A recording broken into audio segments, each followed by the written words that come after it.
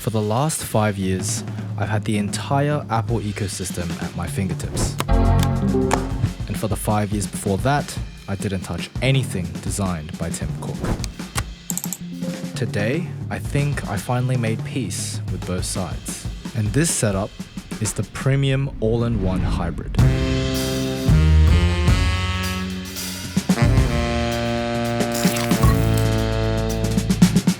Before we start, let's cover what's supporting everything. The desk is a 2-meter Walnut sit-stand desk from Desky. It allows you to save 4 presets, has a safety mechanism, and allows you to install a drawer and a built-in cable management system. On the left side, I have my trusty M1 Max MacBook Pro from 2020, fitted with Dbrand's icon skin. On the right-hand side is a new custom-built PC.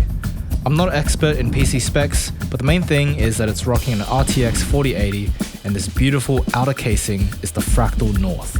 And with that out of the way, we can get into something more interesting. At the heart of this hybrid setup, with a 32-inch IPS black 4K display, 2001 contrast ratio, 400 nits of brightness, and a built-in KVM switch, the BenQ PD3225U monitor. From my perspective, BenQ created this display as a more affordable alternative to the Pro Display XDR, with a built-in M-Book mode that perfectly replicates the color and contrast of the MacBook Pro. BenQ includes a control puck that allows easy adjustments to the monitor, with 3 programmable buttons for quick settings. But the best feature of all is the KVM switch. One click and all your peripherals move over in an instant. Thunderbolt for the Mac, and USB plus DisplayPort for the PC. This monitor has completely changed the way I use this space, from a simple docking station for productivity to a streamlined work and leisure combo. I've also upgraded the monitor light, the BenQ Screen Bar Halo. This is the first time I've upgraded since using the cheaper Xiaomi light bar, so for anyone curious about the difference between these similar products at very different price points, here it is. The Screen Bar Halo has a base that can support overly thick monitors or even curved with no problem, unlike the Xiaomi, which I had to break apart and put back together to fit on my old ultrawide. It has a light on the front and the back, and a fancy control knob that allows you to set the temperature, brightness, light mode, auto mode, and even a saved favorite preset. I've noticed that the light coverage with the Halo is a lot wider than the Xiaomi version, although it's slightly dimmer at its maximum brightness. One thing I wish it had was the ability to change the color temperature of the front and back independently. And just like anything, it's up to you to decide whether it's worth it or not. To keep everything organized, I have the Balolo setup cockpit in solid walnut. You'll notice that I'm a basic walnut glazer like every other YouTuber, but sometimes the popular option is the right one. Nothing can beat the look and feel of real walnut. The setup cockpit allows you to customize the Ryzen to your needs, with modular components that screw onto the matrix at the bottom.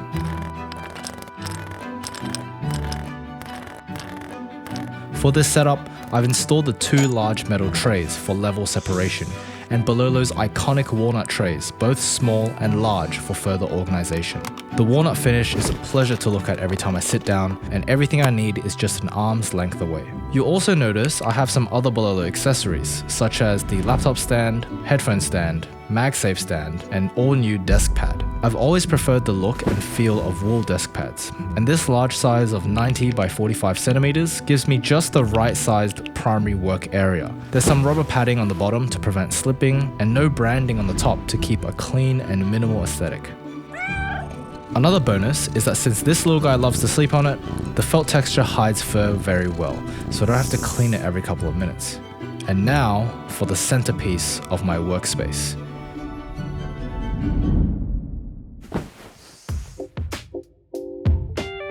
Everything you need to build the keyboard is provided in a sleek carrying case. And if you're unfamiliar with the process, they have a full build guide on YouTube, from testing the PCB to the final assembly. For this build, I wanted a crispy and clacky sound profile, so I used the HMX Shinhai switches, which are super smooth out of the box, even without lube, a copper weight, and carbon fiber plate. Once everything is finished, you'll find yourself with your very own mode Sonnet. The Sonnet is a 75% keyboard and is configurable with the VR software. I've programmed mine to switch from Mac to Windows layout with a simple key combination, further improving the efficiency of the hybrid setup. And of course, here's what it sounds like.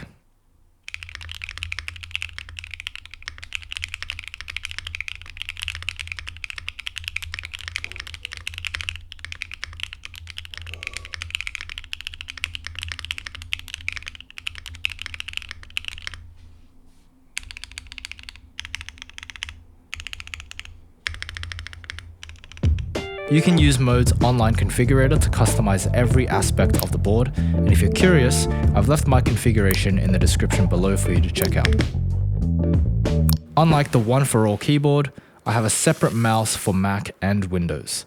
My mouse of choice for Mac is still the MX Master 3S. When it comes to productivity and work, nothing beats the premium feel, and I can't live without the gesture button on the side, which retains the functionality of trackpad gestures. However, when it comes to gaming, I've got something new, the Keychron M6. This is a much cheaper mouse, but it's much lighter and more responsive. It still has the side buttons and an infinity scroll option. The shape also reminds me of the MX Master, so it's a pretty seamless switch from one to the other. For all my audio needs, including the narration of this video, I'm using the Fifine K6A8 mic, a dynamic microphone that's relatively affordable compared to alternatives. This is attached to the Elgato Wave mic arm, but unfortunately, the mic and arm aren't compatible, and I had to swap out the base for my old mic to attach it. As always, my speakers are the Edifier MR4s. And everything is connected to the super old Scarlett Solo. But if I need to be quiet, my headphones of choice is the AirPods Max. Definitely not the best value for money, but the audio quality is great and the noise cancelling is top of the line. The ambient lighting hasn't changed. The IKEA lamp with a Philips smart bulb and two Philips Hue bars, one on the back of my monitor and one behind the PC. I generally keep the ambient light behind things so that the light bounces off a wall to create a soft glow. All the lights are connected to the Home app and grouped together so that it can be controlled with Apple's built-in widget. Outside of the desk itself, I've installed Walnut slat panels. These are Prem panels from Bunnings, but I'm sure you can find something similar at a local hardware store if you're not in Australia. On the right hand side, I've hung up my Les Paul for ease of access and a little bit of personalization. The chair I'm using is the same one from 4 years ago, which I got because it looks nice and is relatively comfortable. Many people have commented that I should invest in a more ergonomic chair, but until then, this forces me to stand up every now and then because I can't sit on this all day. In the same line of health, I have one last thing to show you. This is a portable treadmill, the Walkingpad C2. Getting in your steps every day is very important, and I have to admit that I don't get enough, especially on the days where I'm working from home for 8 hours. This little thing helps a lot. It comes with a little remote to turn it on